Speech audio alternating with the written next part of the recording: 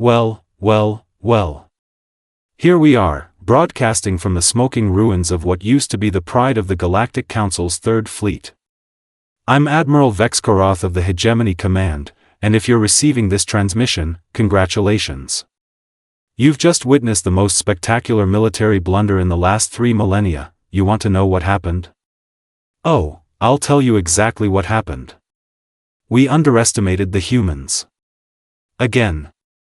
Though to be fair, who could have predicted that a species that still uses chemical propulsion would turn our own weapons against us in ways that defy every tactical manual ever written? Let me paint you a picture, Council members. 3 standard cycles ago, we received intelligence that the humans had developed something called Project Wildcard. Our spies, those supposedly brilliant Zilonians with their fancy mind-reading abilities, reported it was some kind of advanced defensive system. Defensive.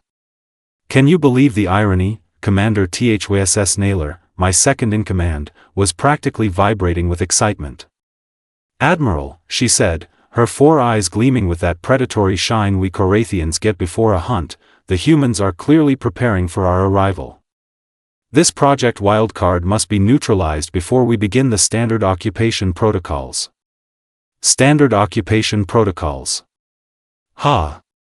As if anything about humans could ever be considered standard. So there we were, approaching their little blue-green marble with the confidence of a species that had conquered 47 worlds without breaking a sweat. Our fleet consisted of 12 Devastator-class battleships, 36 Predator-class cruisers, and enough support vessels to blockade a small star system. The humans had, what? A handful of primitive spacecraft that couldn't even breach their own planet's gravitational well without massive fuel expenditures. The first sign something was wrong came when we dropped out of hyperspace at the edge of their solar system. Usually, when we arrive at a new world, there's panic. Frantic communications, desperate attempts at negotiation, sometimes even pathetic threats. But Earth? Earth was quiet. Suspiciously quiet. Lieutenant Kixpora, our communications officer, kept adjusting her equipment with those delicate tentacles of hers. Admiral, she reported, her voice carrying that melodic quality her species is known for, I'm detecting no emergency broadcasts, no military mobilization signals, nothing. It's as if they don't know we're here. Impossible, I replied, though a small part of me was beginning to feel uneasy. Our ships are massive. Their primitive sensors should have detected us the moment we entered their system. But HFY Naylor was already studying the tactical displays. Perhaps they're using some kind of communications blackout protocol, Admiral. Attempting to deny us intelligence about their defensive capabilities. Oh, how wrong we were. The humans weren't hiding their capabilities. They were preparing to demonstrate them that we maintain standard approach vector, following protocols that had worked flawlessly for centuries. Slow advance, intimidating formation, overwhelming show of force. Give the locals time to panic, time to realize the futility of resistance, time to surrender with whatever dignity they could manage, but as we crossed the orbit of their outermost planet, something extraordinary happened. The humans made first contact, not with desperate pleas for mercy. Not with threats or ultimatums. Not even with the usual attempts at negotiation that most species try before accepting their fate. No, the humans sent us a message that consisted of exactly 3 words, "Welcome to Earth." The voice belonged to someone calling herself Captain Elena Vasquez, speaking from something called the International Space Defense Consortium. Her tone was so casual, so conversational, that for a moment I thought our translation software had malfunctioned. "Greetings, Galactic Council forces," she continued, and I swear I could hear amusement in her voice. "We've been expecting you. Please proceed to coordinates 127.4 by 34.7 by 89.2 for optimal engagement parameters." Optimal engagement parameters? What kind of species provides coordinates for their own destruction? HFY Naylor looked at me with all 4 eyes wide. "Admiral, this could be a trap." "Of course it's a trap," I replied, though I was beginning to suspect the humans had set a very different kind of trap than we were expecting. But what kind of trap could a pre-warp species possibly set for a fleet of this magnitude? How naive we were. How gloriously, spectacularly naive. As we approached the coordinates, our sensors began detecting something unusual. The humans had constructed what appeared to be a massive space station at the specified location. It was crude by our standards, obviously built from repurposed materials and held together with what looked like primitive welding techniques. Pathetic, sneered THWSS Naylor. They've built themselves a coffin. But there was something else. Something our sensors couldn't quite identify. The station was emitting strange energy signatures, patterns that didn't match any known technology in the Galactic Council's databases. Captain Vasquez's voice came through our communications again. Council ships, you are now entering the engagement zone. Please note that retreat is not recommended at this time. Not recommended? The audacity. Here was a species that hadn't even developed faster-than-light travel, giving tactical advice to the most powerful military force in the galaxy. Open fire, I commanded. Target their space station. Let's end this quickly. Our weapons officer, a methodical Korathian named Zulkaven, began charging the main plasma cannons. Enough firepower to glass a continent, focused on a single target. The humans' little space station wouldn't last 10 seconds, but as our weapons powered up, something remarkable happened. The human station began to change. What we had assumed was a static structure started moving, unfolding, transforming into something entirely different. Admiral, Kixpara's voice was tight with confusion. The station it's not a station. It's some kind of vessel. Impossible, I said, but even as the words left my mouth, I was watching the tactical display with growing alarm. The human construct was reshaping itself, revealing weapon systems that shouldn't exist, propulsion methods that defied our understanding of physics, and then Captain Vasquez spoke again, and this time there was no mistaking the laughter in her voice. Council forces, you are about to witness the culmination of Project Wildcard. We've been studying your technology for quite some time. Every ship you've ever built, every weapon you've ever fired, every tactical doctrine you've ever employed. We've been watching, learning, adapting. Studying our technology? I demanded. You haven't even left your own planet. Oh, Admiral, she replied, and now I could hear the grin in her voice. Who says we haven't left our planet? Did you really think those primitive space probes we've been sending out for the last century were just for exploration? The implications hit me like a plasma bolt to the chest. Those crude human satellites and probes scattered throughout the galaxy weren't just scientific instruments. They were spy devices. For decades, they had been watching us, recording our battles, analyzing our weaknesses. You see, Captain Vasquez continued, we humans have a saying, if you want peace, prepare for war.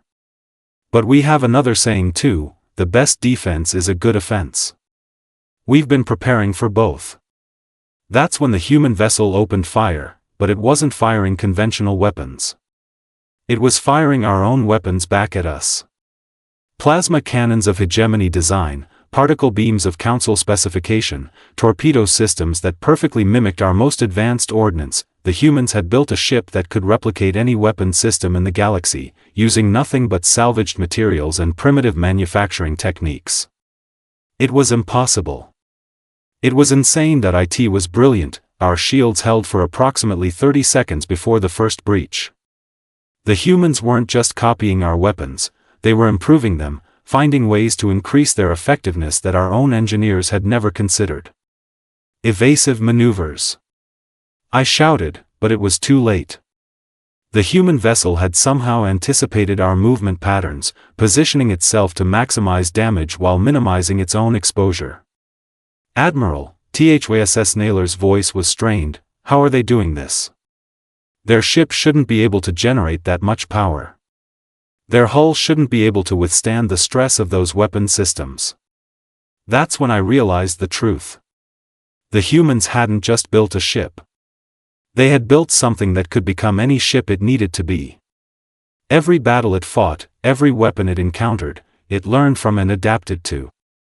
Captain Vasquez, I transmitted, trying to keep the desperation out of my voice, you've made your point.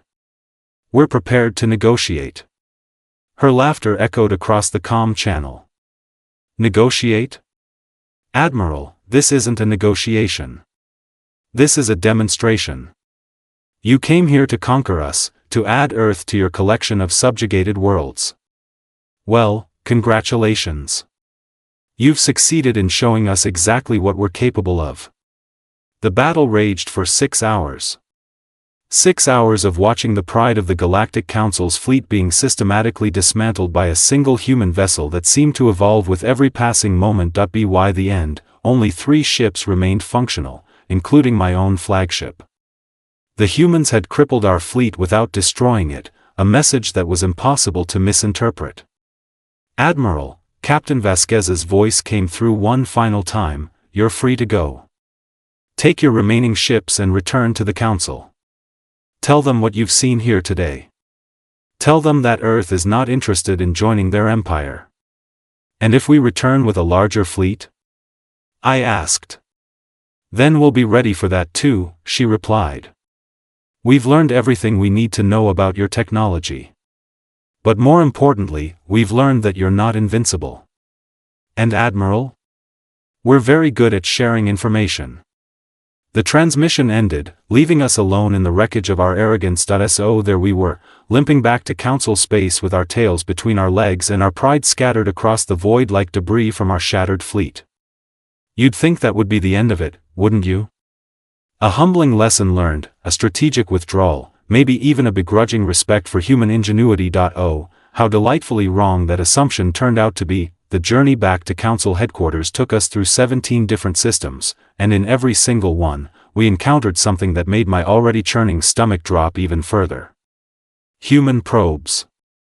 Everywhere.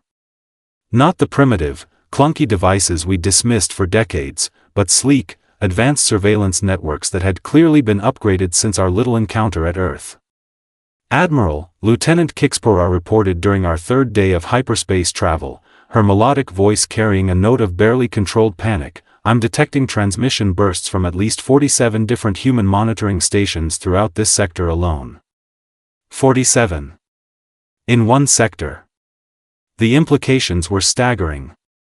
While we'd been congratulating ourselves on our galactic superiority, the humans had been quietly building the most extensive intelligence network in known space. Commander HFY Naylor was practically vibrating with anxiety, all 4 eyes darting between tactical displays. They've been watching everything, Admiral. Every fleet movement, every military exercise, every classified operation for the past 50 standard cycles. 50 cycles.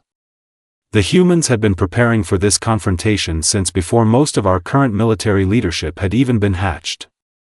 While we were playing politics and squabbling over territorial disputes, they were studying us like specimens in a laboratory, but the real shock came when we reached the Nexus station in the Kepler system, a major refueling hub for Council forces.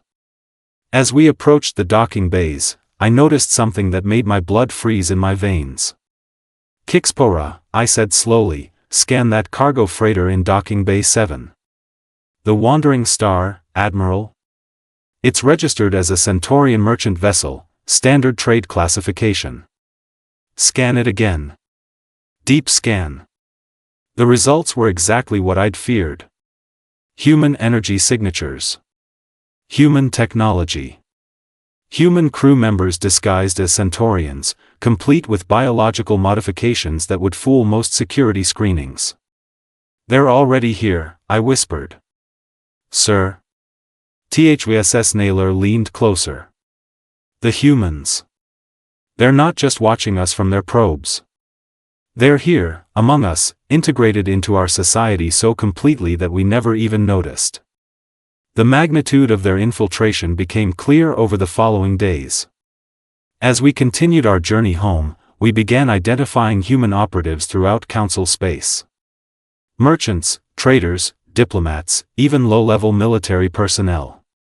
They'd been living among us for decades, some for their entire careers, gathering intelligence and building networks, and they'd been helping other species too. Remember the Vorthan rebellion 3 cycles ago?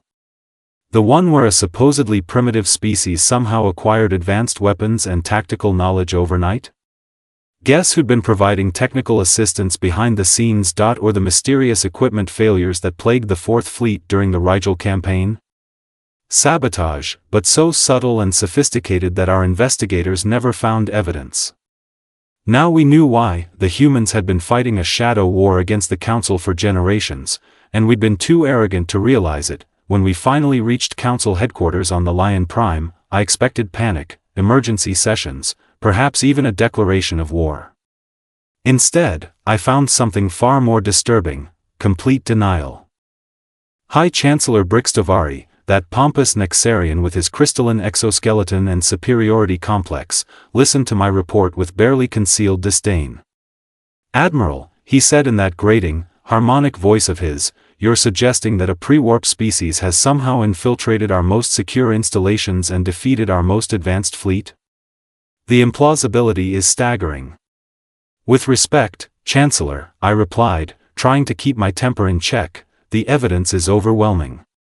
The humans have capabilities we never imagined." "Evidence?" He laughed, a sound like breaking glass.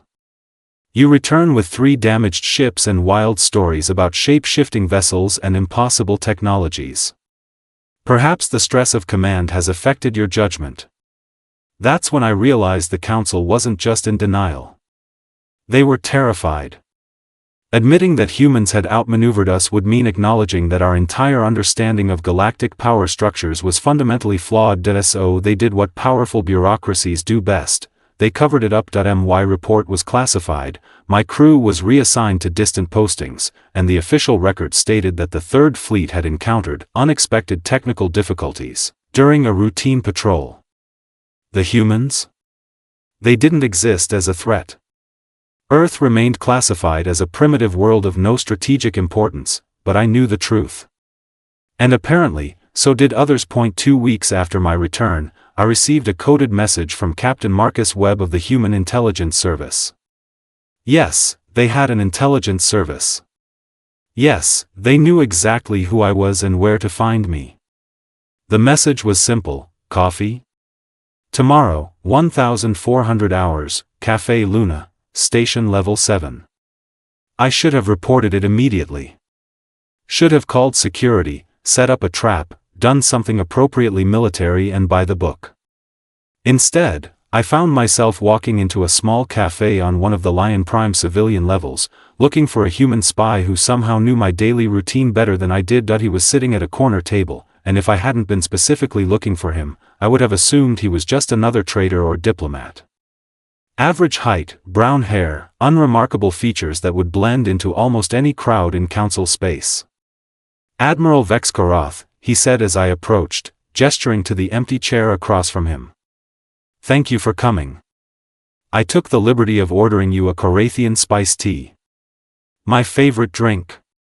Which wasn't in any file, wasn't recorded anywhere, wasn't something anyone outside my immediate family should have known." "How long have you been watching me?" I asked as I sat down. "Personally? About 3 years. But we've had files on most senior Council military officers for much longer." He took a sip of what appeared to be genuine Earth coffee. "Impressive showing at Earth, by the way. You adapted faster than most would have. Was any of it real? The battle, the weapons, that ship of yours?" "Oh, it was all real. Though I should clarify something, that wasn't actually one of our military vessels." I stared at him. "What?" "Project Wildcard was built by a civilian consortium. Engineers, scientists, hobbyists. Our actual military watched the whole engagement from a safe distance, taking notes." He smiled. "You were defeated by what we humans call enthusiastic amateurs." The implications were staggering. If their civilians could build weapons that outclassed our best military technology, what could their actual armed forces accomplish? "What do you want?" I asked. "Peace," he said simply. "The Council has a choice to make. You can continue with your expansion policies, your conquest campaigns, your assumption that might makes right. Or you can accept that the galaxy has changed. And if we choose the first option? His smile never wavered, but something cold flickered behind his eyes. Then you'll discover that Project Wildcard was just the beginning. We've been sharing our innovations with other species, Admiral. The ones you've conquered, the ones you've oppressed, the ones you've dismissed as primitive. They're not as helpless as they used to be. He was talking about revolution. System-wide, species-wide rebellion, backed by human technology and human strategic planning. You're threatening the stability of the entire galaxy, I said. No, Admiral. We're offering it a chance to evolve. The age of empires built on conquest and subjugation is ending. The question is whether the Council will adapt or become extinct. He stood up, leaving payment for both our drinks. Tell your Chancellor that Earth is willing to negotiate. But we'll be negotiating as equals, not as subjects. And Admiral? Next time you're planning an invasion, you might want to consider that the species you're targeting might have friends you don't know about. He walked away, disappearing into the crowd with the casual confidence of someone who owned the station. That conversation took place 6 months ago. Since then, 17 different systems have declared independence from Council authority. 12 more have successfully repelled invasion fleets using weapons and tactics that bear unmistakable human signatures. 3 major trade routes have been disrupted by coordinated resistance activities. The galaxy is changing, Council members. The humans aren't just refusing to be conquered, they're systematically dismantling the foundations of our power, and the most terrifying part? They're doing it with a smile. So here I am, filing my final report from the bridge of a ship that's about to be decommissioned, watching the Council's empire crumble one system at a time. The humans offered us a choice, evolve or become extinct. That I know which option I'm choosing. This is Admiral Vex-Korath, signing off. And to any humans monitoring this transmission, which I'm certain you are, well played. The galaxy will never be the same.